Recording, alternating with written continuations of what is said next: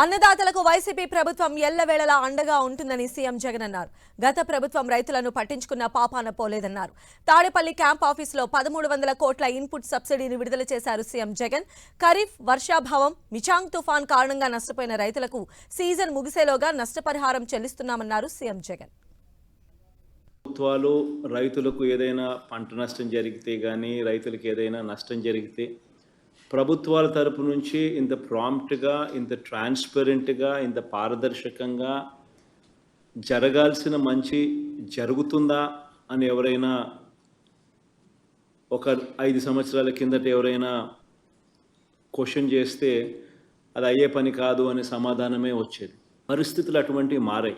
ఎటువంటి పొరపాట్లకు అవకాశం ఇవ్వకుండా, ఎటువంటి వివక్షకు తావివ్వకుండా, ఎటువంటి లంచానికి అవకాశం ఇవ్వకుండా ప్రతి రైతుకు కూడా అందాల్సిన సహాయం అందాల్సిన సమయంలో జరుగుతూ ఉంది అని చెప్పడానికి నిజంగా ఒక రైతు పక్షపాత ప్రభుత్వంగా చాలా అంటే చాలా సంతోషపడతా ఉన్నాను, ఆనందపడతా ఉన్నాను. గత ఏడాది ఖరీఫ్లో వర్షాభావం వల్ల, రబీ సీజన్ ప్రారంభంలో వచ్చిన మిచాంగ్ తుఫాన్ నష్టం వల్ల, ఈ 2 విపత్తుల వల్ల నష్టపోయిన 11,61,000 మంది రైతన్నలకు ఇన్పుట్ సబ్సిడీగా మంచి చేస్తూ ఈరోజు 1295 కోట్ల రూపాయలు, అంటే దాదాపుగా 1300 కోట్ల రూపాయలు ఈరోజు విడుదల చేస్తూ అడుగులు ముందుకు వేస్తే ఒక మంచి కార్యక్రమం దేవుడి దయ వల్ల ఈరోజు జరుగుతూ ఉంది.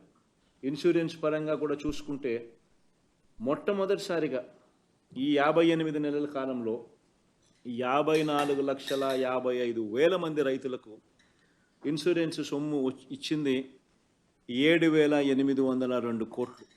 గత ప్రభుత్వ పాలనతో కంపేర్ చేస్తే 2014 నుంచి 19 మధ్యకాలంలో ఇన్సూరెన్స్ వచ్చింది ఎంతమందికి అనంటే 30,85,000 మందికి మాత్రమే.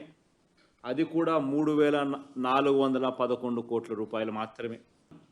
ఖరీఫ్ సీజన్లో కొంతమేరకు తక్కువ వర్షపాతం నమోదు కావడంతో మొత్తంగా 26 జిల్లాల్లో 7 జిల్లాల్లో 103 మండలాలను కరువు మండలాలుగా ధృవీకరించడం జరిగింది.